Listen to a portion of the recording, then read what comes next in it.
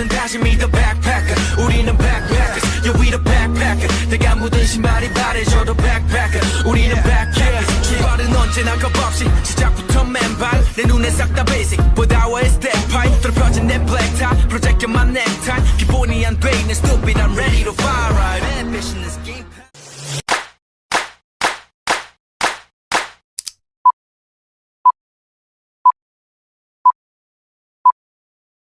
Pada kesempatan kali ini, kita akan membahas struktur klasifikasi dari karbohidrat.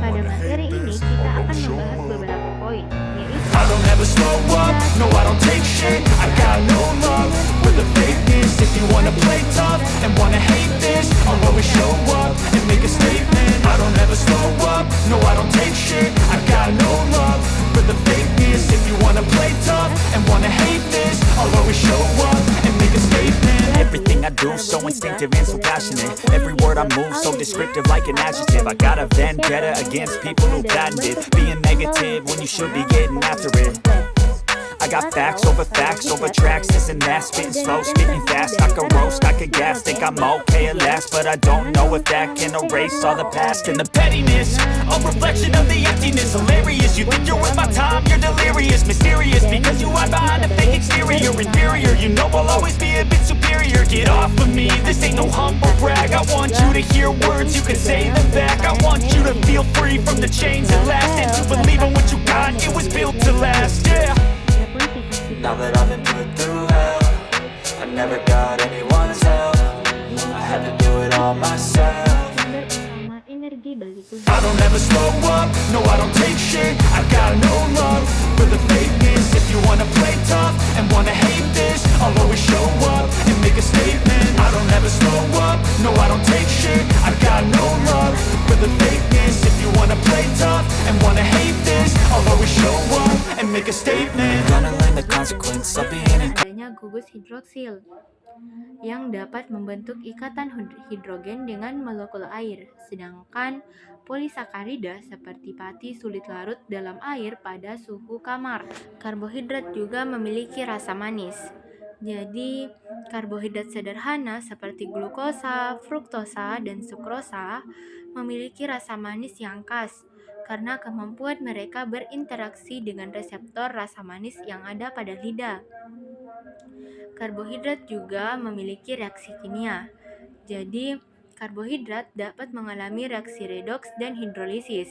Misalnya, sukrosa dapat dihidrolisis menjadi glukosa dan fruktosa. Sementara, karbohidrat reduksi seperti glukosa dapat teroksidasi dalam reaksi kimia tertentu.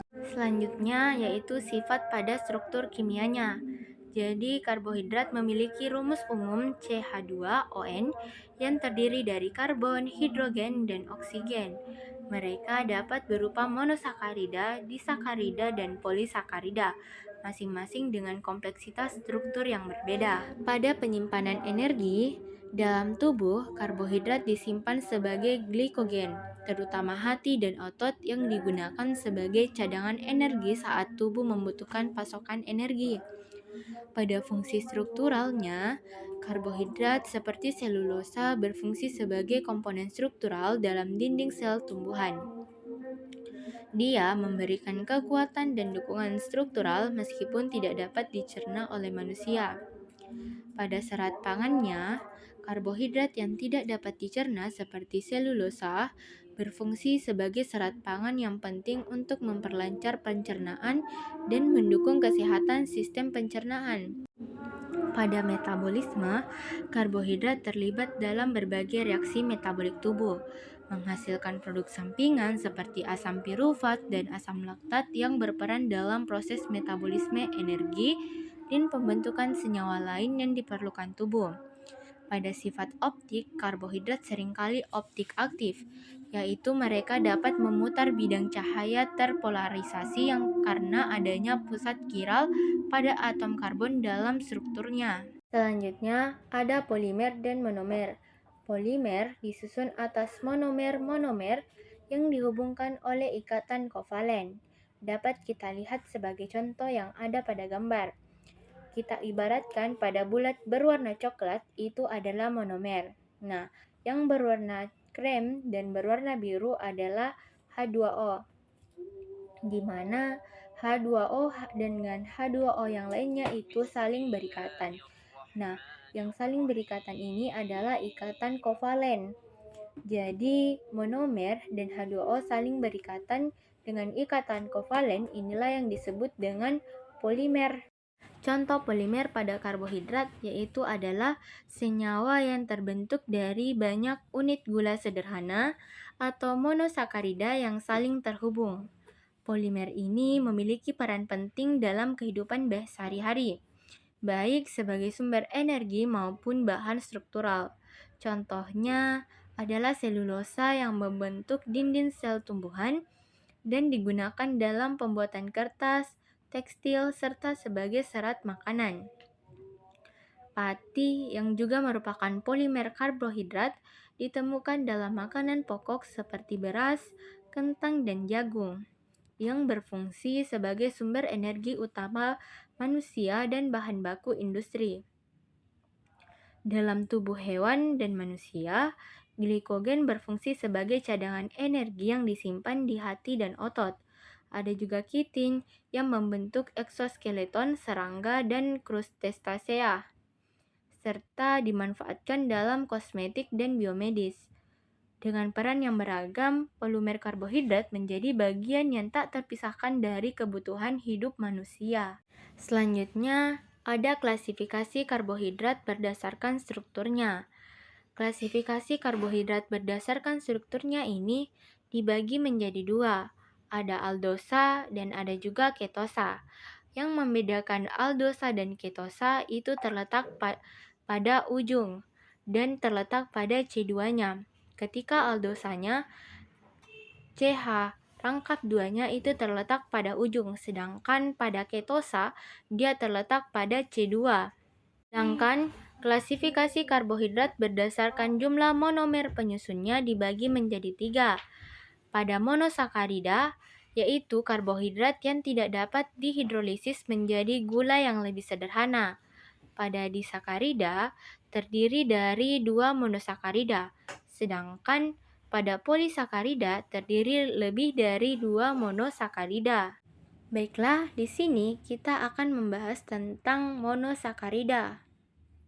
Adapun pemberian nama berdasarkan jumlah atom karbon pada monosakarida, yaitu jumlah atom C-nya kalau 3 itu diberi nama triosa, kalau 4 disebut tetrosa, kalau 5 pentosa, dan yang keenam itu adalah heksosa.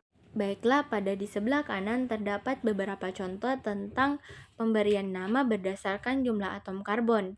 Nah, pada gambar pertama ada yang disebut dengan aldopentosa. Nah, kenapa disebut dengan aldopentosa? Karena struktur ini termasuk dalam klasifikasi aldehid di mana C1-nya itu terdapat rangkap. Sedangkan kenapa disebut dengan pentosa? Karena jumlah atom C-nya ada 5. Selanjutnya ada D-fruktosa. Kenapa disebut D-fruktosa? Karena dia termasuk keton. Nah, kenapa fruktosa? Karena dia memiliki atom C6. Selanjutnya ada disakarida. Selanjutnya ada ikatan glikosidik penghubung 2 monosakarida. Dalam pemberian nama ikatan glikosidik ada beberapa syarat yang harus dipenuhi, yaitu pada C1 dan C4-nya. Pada C1 ada beberapa syarat, yaitu jika OH-nya di bawah maka akan disebut dengan alfa, dan jika OH-nya di atas maka disebut dengan beta. Sedangkan ketika C4-nya OH di atas maka disebut dengan galaktosa, ketika OH-nya di bawah maka disebut dengan glukosa. Pada gambar di atas adalah contoh dari ikatan glikosidik yang menghubungkan 2 monosakarida. Nah, pada alfa glukosa, mengapa kita memberi nama alfa glukosa? Karena kita harus memperhatikan C1 dan C4-nya. Nah, pada alfa glukosa sendiri, C1-nya berada di bawah, karena H dan OH saling berikatan. Jadi, OH-nya berada di bawah sehingga kita sebut dengan alfa. Nah, pada C4-nya sendiri, dia berada di bawah, jadi disebut dengan glukosa. pada beta fruktosa, di mana beta fruktosa ini memiliki C1 yang berada di atas, yaitu berada di atas sehingga kita sebut dengan beta, sedangkan fruktosanya sendiri yaitu berada di bawah, sehingga kita sebut dengan fruktosa, di mana O-nya ini saling berikatan dari kiri ke kanan. Selanjutnya, polisakarida. Terlebih dahulu, saya akan menjelaskan apa sih itu polisakarida. Polisakarida adalah jenis karbohidrat kompleks yang terdiri dari banyak molekul monosakarida yang terikat bersama melalui ikatan glikosidik. Polisakarida memiliki berat molekul yang besar, tidak larut dalam air, dan tidak memiliki rasa manis seperti monosakarida dan disakarida. Polisakarida juga dikenal sebagai glikan, molekul besar yang terdiri dari lebih 10 monosakarida atau turunannya yang dihubungkan oleh ikatan glikosidik secara linear dan bercabang. Kemampuannya membentuk struktur bercabang membedakannya dari protein dan asam nukleat yang membentuk polimer linear. Hal ini karena setiap monosakarida memiliki satu gugus keton, aldehida atau keton, dan beberapa gugus OH yang dapat bertindak sebagai titik reaksi bagi monosakarida lain untuk membentuk struktur rantai bercabang. Polisakarida dibagi menjadi dua kelas, yaitu homopisakarida dan heteropisakarida. Seperti yang kita lihat gambar warna kuning itu, homopisakarida ada yang bercabang amilopektin dan yang tidak bercabang itu amilosa. Selanjutnya heteropisakarida. Heteropisakarida mengandung unsur selain dari karbohidrat yang mengandung nitrogen. Ada yang tidak bercabang linear dan ada yang bercabang. Seperti yang kita lihat bahwa homopisakarida berbeda warnanya dengan heteropisakarida. Maka dari itu, warna yang menyusunnya ini menunjukkan bahwa tidak seragam sehingga disebut dengan heteropisakarida. Selanjutnya, peran biologis karbohidrat. Karbohidrat memiliki berbagai fungsi penting dalam tubuh makhluk hidup. Berikut adalah beberapa peran utama karbohidrat dalam sistem biologi. Yang pertama, sumber energi utama bagian sel. Glukosa dalam respirasi aerob. Glukosa adalah sumber utama energi bagi sel. Melalui respirasi aerob, glukosa dipecah menjadi adenosin trifosfat atau biasa kita kenal dengan sebutan ATP, yang digunakan sebagai bahan bakar untuk aktivitas sel. Proses ini terjadi di mitokondria melalui 3 tahap utama. Glikolisis di sitoplasma menghasilkan 2 ATP. Siklus Krebs di mitokondria menghasilkan 2 ATP. Dan yang terakhir itu rantai transport elektron di mitokondria menghasilkan sekitar 34 ATP. Jadi total ATP per satu molekul glukosa yaitu 38 adenosin trifosfat. Selanjutnya peran yang kedua yaitu struktur biologis selulosa dalam dinding sel tumbuhan. Selulosa adalah komponen utama dinding sel tumbuhan yang memberikan kekuatan dan kekakuan. Selulosa terbentuk dari susunan panjang molekul-molekul gula yang saling terhubung membentuk serat yang kuat.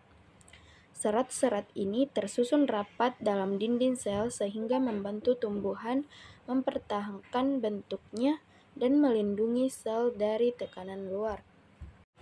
Selanjutnya peran yang ketiga yaitu penyimpanan energi, glikogen dan pati.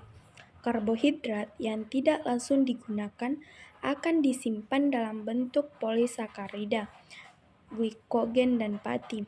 Glikogen menyimpan cadangan energi di hati dan otot pada hewan dan manusia. Sedangkan pati, amilosa dan amilopektin menyimpan cadangan energi dalam tumbuhan, misalnya pada umbi, biji, dan akar. Saat tubuh membutuhkan energi, glikogen dan pati dipecah kembali menjadi glukosa untuk digunakan dalam respirasi seluler. Selanjutnya, peran komponen glikoprotein dan glikolipid dalam membran sel. Karbohidrat berperan dalam struktur dan fungsi membran sel melalui glikoprotein dan glikolipid. Glikoprotein berperan dalam pengenalan sel, sistem imun, dan komunikasi antar sel. Glikolipid itu sendiri berperan dalam stabilitas membran sel dan sinyal seluler.